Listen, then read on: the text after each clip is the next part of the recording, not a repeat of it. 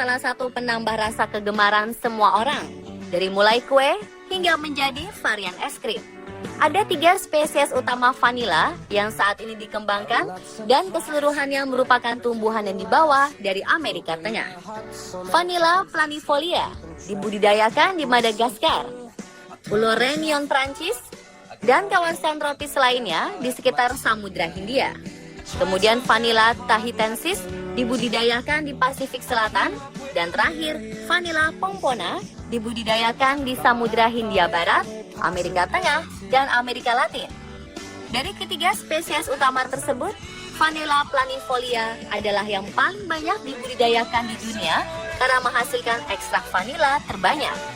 Lalu, bagaimanakah awal mula vanila ini mulai tersebar? I just haven't met you yet.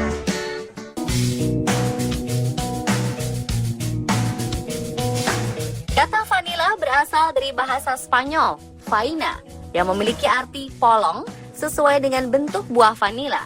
Tumbuhan ini pertama kali dibudidayakan oleh masyarakat Aztec Mesoamerika yang menyebut tanaman ini dengan nama Telesortil, yang berarti bunga hitam, sama seperti warna buahnya setelah diproses. Mereka menggunakan vanila untuk memberi rasa pada minuman yang terbuat dari kakao, yakni coklat. Konon di tahun 1520, Montezuma, Kaisar Aztec dari Meksiko, menyuguhkan minuman tersebut kepada penakluk dari Spanyol, Hernán Cortés.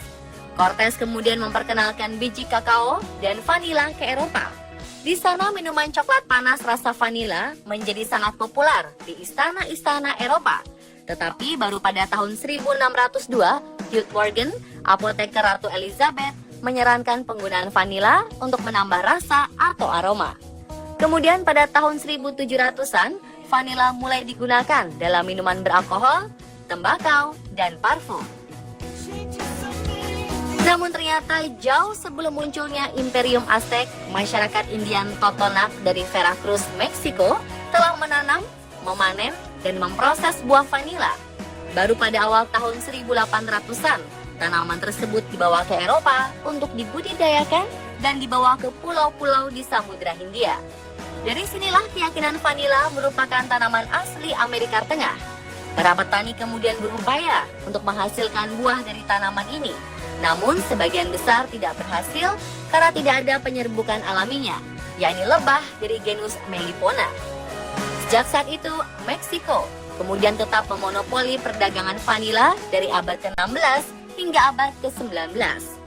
Pada tahun 1841, Edmund Aldous, seorang yang pernah menjadi budak di Pulau Réunion, menyempurnakan metode praktis untuk penyerbukan bunga dengan tangan sehingga tanaman tersebut dapat berbuah. Dari sanalah budidaya komersial tanaman itu berkembang di negara-negara Eropa. Dan hingga saat ini, pulau-pulau bekas jajahan Prancis seperti Réunion, Komoro, dan Madagaskar dikenal sebagai penghasil vanila terbesar di dunia.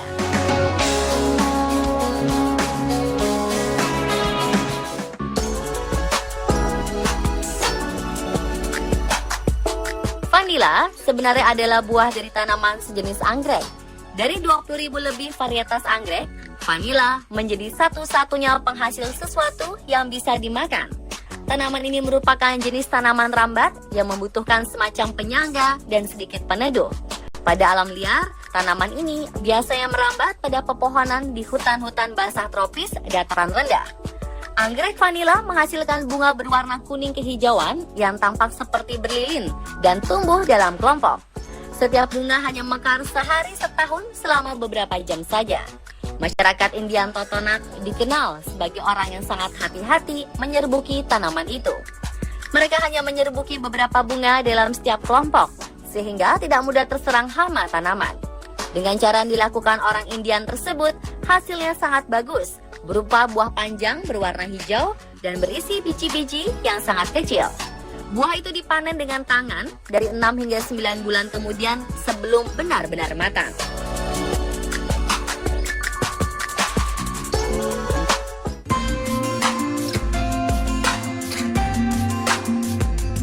Buah vanila matang sekitar 6 bulan setelah penyerbukan. Tanda buah sudah mulai matang adalah ujung buah vanila yang mulai berwarna pucat kekuningan.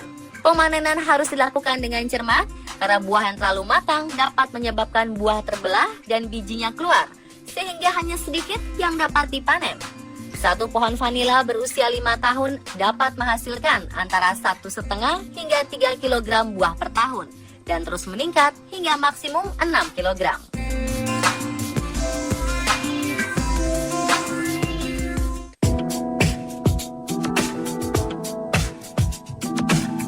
Tahukah Anda, buah vanila segar ternyata tidak memiliki aroma atau rasa?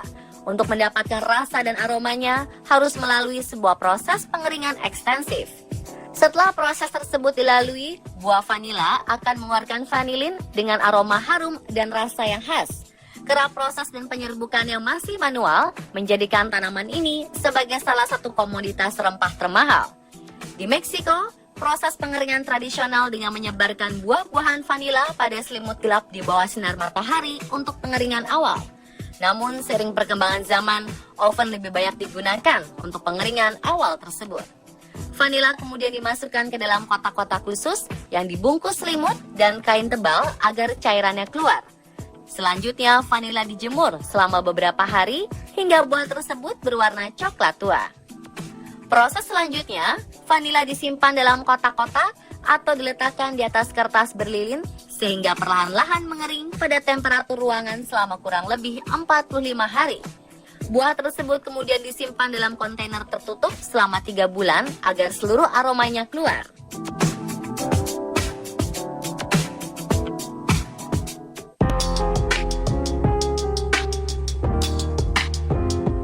Vanila tak hanya memberikan aroma yang mengundang selera bagi olahan makanan, namun ternyata memiliki banyak manfaat bagi kesehatan tubuh.